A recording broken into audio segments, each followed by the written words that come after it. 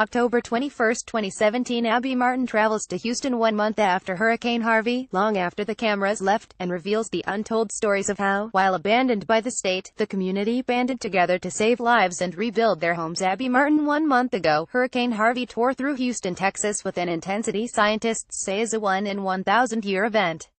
It destroyed nearly 17,000 homes, and damaged almost 160,000. A shocking 82 people lost their lives. Predictably, the corporate media was on the ground to bring mostly unwanted scenes of human suffering. Speaker 2. Y'all trying to interview people during their worst times. That's not the smartest thing to do. CNN reporter. I'm so sorry, Speaker 2. You really trying to understand it with the microphone still in my face? CNN reporter. Sorry. Speaker 2. With me shivering cold, and my kids wet, and you still putting the microphone in my face. CNN reporter. Sorry. Abby Martin. But almost as quickly as it came, Harvey was out of the news, a thing of the past. 1 month later, long after the cameras left, I wanted to see the state of Houston, and how its people have recovered. With so many unprecedentedly strong hurricanes hitting the United States, Houston is much bigger than just a city getting back on its feet. It's a microcosm of the U.S. empire's ability and willingness to deal with natural disasters. Immediately I saw that Houston was not only far from help, but entire neighborhoods remain in ruins, with no sign of local or federal government doing anything whatsoever. I spent 2 days in one of these neighborhoods. We're here in the Lake Forest Park neighborhood of Houston. This was one of the hardest hit and most neglected communities in the entire city. As you can see, residents here lost virtually everything, and over a month later, they're still in dire need of help. Venus. Talk about what happened when Hurricane Harvey hit. Venus. Well, 3 o'clock in the morning I saw the water coming under my floorboards and I told my mom, it's time to go. Water was rising so high. It was horrifying to go outside, reach my car, water at my hip level, and make it outside my gate, water at my chest level. I had my mom, my son. My 24-year-old was with me at the time. But not knowing what was in that water, because it was nighttime, and then they telling us not to evacuate, it was horrible. Abby Martin. They told you not to evacuate. Venus. Yes, they told us not to evacuate. They told us to stay in our homes. If the water started rising any higher, to maybe get on our roof, but if we going to the attic, carry a hatchet with us, just in case we had to knock ourselves out. Abel. Fabian. We were asleep. We don't know that was going to happen until I feel something wet in my bed, and I thought, did I pee while I was sleeping? And I told my wife, look. And my son started yelling, hey, we getting flood. So, from there on, I woke up like crazy and start doing something, and then I saw everything floating in the house. The water was about the waist. It was horrifying, because I got kids, and my wife doesn't know how to swim. So, what I start doing, first thing I went to my paper cabinets, and start getting all important papers that I can, and put it in a trash bag. And all I can do, because in here it was so deep already, so I just thinking, go to the attic. Abby Martin. Fabian's son, Jefferson, took harrowing video of the flooding while they were trapped in the attic. Jefferson. Fabian. My dad bought that thing. Look at the neighbor's house. Abby Martin. He showed me the pot of food they'd taken to survive, which they had to live on for days. Abel. Fabian. From there on, we stayed there for 3 days. But the horrifying thing is, I see the water goes up and up and up. It was rising and rising. My wife was crying, and my daughter and my kids were calling 911 every hour, and to stay in the front floor 2 or 3 hours waiting for somebody to pick up the phone, but nobody did. And we got lucky. They said, we are around the corner. Where you are? I said, this place. They were lying, because they never show up. Abby Martin. Wayland. Tell us about the day of Harvey, because your neighbor was just telling us that it didn't take days, it took hours. Wayland. It took hours. Man, I woke up 3-4 in the morning, splashing my hand in the water. My dad get us up, we wake up, come outside. For the water to be in our house, if y'all can look at the area for it to be on the floor in the street, it's already to your stomach. Abby Martin. No, my God. Wayland. You know what I'm saying, and that's at 3-4 in the morning. That's crazy, because you would think the government and the state or whatever would have preemptive thinking to know, well, this is going to be bad. Let's mandatory evacuate now while we can, or something like automatic, but they don't. Even when the water stopped raining hard, it was still coming up. And these was the times when they opened the floodgates. Abby Martin. The first heard that they flooded on purpose. Some levies. I mean, did they warn you that that was going to happen? Joshua. No, ma'am. Not at all. Like I say, we watched the news through the whole process, even as it was flooding our side and raining. We was still watching the news, just trying to see what's going on. What's the next step, what to do. At no time was they saying, evacuate. At no time was they saying, we gonna open levees. You might have to evacuate. It wasn't anything of the sort. It was just, help yourself. At that moment, we was in the midst of, I'm trying to tell my people to leave, and they trying to see what the news have to say. Because they supposed to know it all or tell it all. So I got them out, and in the midst of us talking, it was maybe 5 or 10 minutes had passed.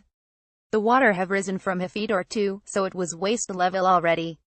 When I got them on the boat, my girlfriend, she's like 55, something like that, it was pretty much all the way.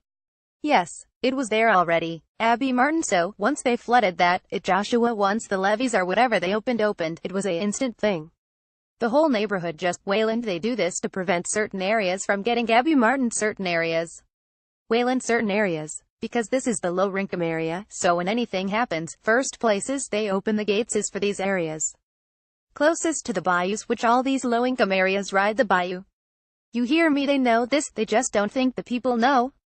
Abel Fabian the first was scared that the house getting fire, because I don't know why the power company never cut the power off from the neighborhood. Abby Martin. So one of the huge fears that residents had, aside from the flooding, were electrical fires just like the house behind me. This is one of several houses that was actually burned down because of the failure of the power company to shut off the electricity during the flood. Abel Fabian. Fortunately, my brother-in-law were coming from Louisiana and he brought his boat here. Abby Martin. So your brother, coming from Louisiana, came quicker than local authorities came to help you. Abel Fabian. The local authorities never show up, unfortunately. And he did. He'd take us out of here. My brother-in-law did get the boat to another people, and we walk with the water up to the chest to another main road, which is called Wayside. It's about probably 5 miles from here. So, we walk on that with the water up to the chest. It was bad, because it was raining, water was cold, and infected, and smelly, and it was horrible. This is a street sign and the water was up to the half of the top one that says Lake Forest. Right on top, right there in the middle. Wayland. When we was all moving, helping each other get out of here because people that had been here last time we knew. Last time, we stayed on the roof for 3 days. So, this time, just got our neighbors, got the babies, the kids. Because they all unexpecting, not knowing what's going on. They sitting in the cars and sitting on top of the house waiting for ambulance or waiting, and they not gonna come.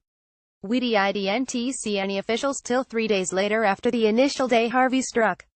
At this time, we all up there in our parking lots, and they passing by with vests on and everything, not one citizen in there. We got old people sitting up there that's really need they machines and stuff like that. They need to get out of here. We like, come get the old people. We coming back, and they didn't. Abel Fabian. While I was walking with my family on the main road back there with the water up to my chest, I saw a few rescuers from I think it was Salvation Army or something. There were 7 people in each boat drinking coffee, and I thought they was gonna come and rescue, tell us, hey, jump in. No, they say, keep on going. You're almost there. Almost where? And I know the area, because I live here. I say, to where? Almost there. To where? Because it's nothing back there. And they just tell us, keep walking. And they were drinking hot coffee in the boats, like if they were fishing or hunting or something. Abby Martin. And this is prone to flooding, right? Wayland. This is a known flooding area, and this is something that it's so crazy how, when everything happened, you see no police, no ambulance, and there's a police station right there and a fire station right there. It's just unheard of to not get help when it's going down. It's crazy. Abel Fabian. We take some people to the fire department place right on Inada below 01031, and I was amazed. My jaw almost dropped to the floor, because they tell us, no, no, no, no, no. We can't take these people here. Then we ask, hey, can we use one of your boats here? Well, no, they don't have gas. We don't have gas for the boats. You can have them. You can use them. We can go and get you family.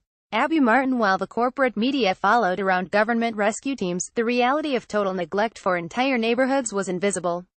When these abandoned communities did receive media coverage, it was of so-called looting. Yet I found a different story, one of heroism, selflessness, and community.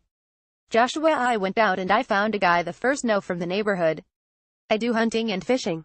So, he was rescuing different people from the community in one of his own personal boats. I witnessed him doing it, I spotted him, and he recognized me and he came back up the road to rescue my people. When I got them out, I locked the house up, got everything secured, and I stayed around because I'm a little taller. I helped some of my neighbors across the street. I don't know if you can see the walker in the front, or some of them, they older. They can't walk, they can't swim, they had different surgeries and things.